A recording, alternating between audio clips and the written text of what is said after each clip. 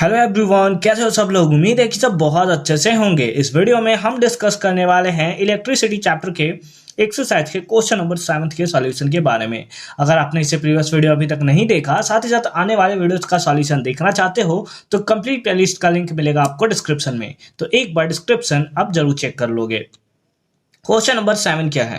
The value of current I flowing in a given resistor for a corresponding value of the potential difference V across the resistor are given below।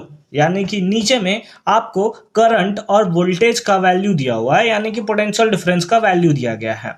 इसके basis पे आपसे पूछा क्या गया है, plot the graph between V and I and calculate the resistance of that resistor, है ना। यानी कि सबसे पहले तो आपको प्लॉट ग्राफ मतलब ग्राफ प्लॉट करना है, उसके बाद रेसिस्टेंस भी आपको फाइंड आउट करना है कि क्या होगा।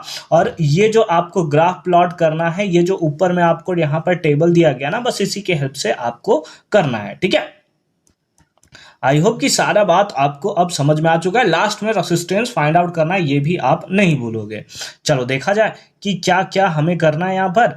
तो इसको मैं थोड़ा अच्छा छोटा कर देता हूं ताकि सारा का सारा यहाँ पर इसमें आ जाए, ठीक है। चलो बहुत अच्छी बात है। अब आप देखो, सिंपल फॉर्म में हमने एक्स एक्सिस में ले रखा है। एक्स एक्सिस में किसको ले रखा है? तो सिंपल फॉर्म में आप देख सकते हो कि एक्स एक्सिस में हमने करंट को ले रखा है। तो ये एक्स एक्सिस जो है वो करंट को शो कर रहा है, जबकि वाई एक्सिस जो है वो वोल्टेज को शो कर रहा है। और मेनली हम लोग जब वी आई ग्राफ बनाते हैं ना, उसमें भी ऐसा ही लेते हैं कुछ, है ना। वी को हम लोग वाई एक्सिस में लेते हैं और आई को हम लोग एक्स एक्सिस में लेते हैं। और फिर जितने के जितने पॉइंट्स थे, सारे पॉइंट्स के बेसिस पे हमने ये सारा का सारा ग्राफ जो है वो ड्रॉ कर दिया है। अब यहाँ पर आता है कि सर हम लोग रेसिस्टेंस कैसे फाइंड आउट करेंगे। रेसिस्टेंस का तो फॉर्मूला होता है V बाई आई, यही होता है फॉर्मूला। बट रेसिस्टेंस हम लोग कैसे फाइंड आउट करें? हमारे पास तो ढेर सारे वैल्यू हैं, है ना। जैसे यहां पर एक VI का वैल्यू दिया है, एक VI का वैल्यू यहां पर दिया हुआ है, एक इधर दिया हुआ है। तो हम लोग आखिर किसका यूज करके रेजिस्टेंस का वैल्यू निकालें? तो मैं आपको बताता हूं, जिसका भी वैल्यू आप पुट करके निकालना चाहो आप निकाल सकते हो। वैल्यू आपको सेम ही देखने को मिलेगा, है ना, सेम देखने को मिलेगा। थोड़ा सा इधर उधर हुआ कोई प्रॉब्लम नहीं है। अगर आप इसका वैल्यू पुट करके निकालो V और I का, चाहे आप इसका वैल्यू पुट करो, इसका वैल्यू पुट करो, इसका वैल्यू पुट करो, इसका वैल्यू पुट करो, लगभग में सारा आंसर हमारा क्या आएगा, सेम देखने को ही मिलेगा, ठीक है। तो उसमें आपको कोई भी प्रॉब्लम नहीं होना चाहिए। चलो जिसका भी बोलोगे आप, हम उसका पुट करके आंसर निकाल देंगे। इसका वैल्यू पुट कर दिया जाए, चलो इसका वैल्यू पुट करते हो, बाकी आप सब पुट करके देख सकते हो, अप्रॉक्स सब आंसर वही आएगा, ठीक है।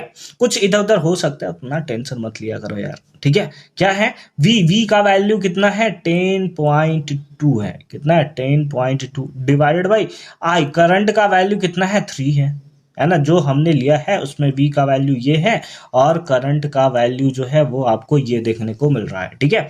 तो कितना हो गया? डिवाइड कर दोगे तो ये आ जाएगा 3.4 ohm, and that is the right answer of this question, ठीक है। तो एकदम सिंपल फॉर्म में ये हमारा सॉल्यूशन था। बस हमें क्या करना था, ग्राफ प्लॉट करना था। सबसे पहले ग्राफ हमने प्लॉट किया और उसमें से जितने वैल्यू दिए हैं, किसी पे भी अगर आप इसका आंसर निकालोगे वो 3.4 के ही अप्रॉक्स आपको देखने को मिलेगा। कहीं पे 3.2 हो जाएगा, कहीं पे 3.35 आएगा, इस टाइप से आएगा, बट आंसर हमारा जो होगा वो वही होगा, ठीक है। आई होप कि सारा का सारा पार्ट आपको अच्छे तरीके से समझ में आया होगा कि कैसे हमने इसका सॉल्यूशन किया है। मिलते हैं आपसे अगली वीडियो में क्वेश्चन नंबर 8 के सॉल्यूशन के साथ। तब तक के लिए अच्छे से पढ़ाई करते रहो। All the very best for your upcoming examination.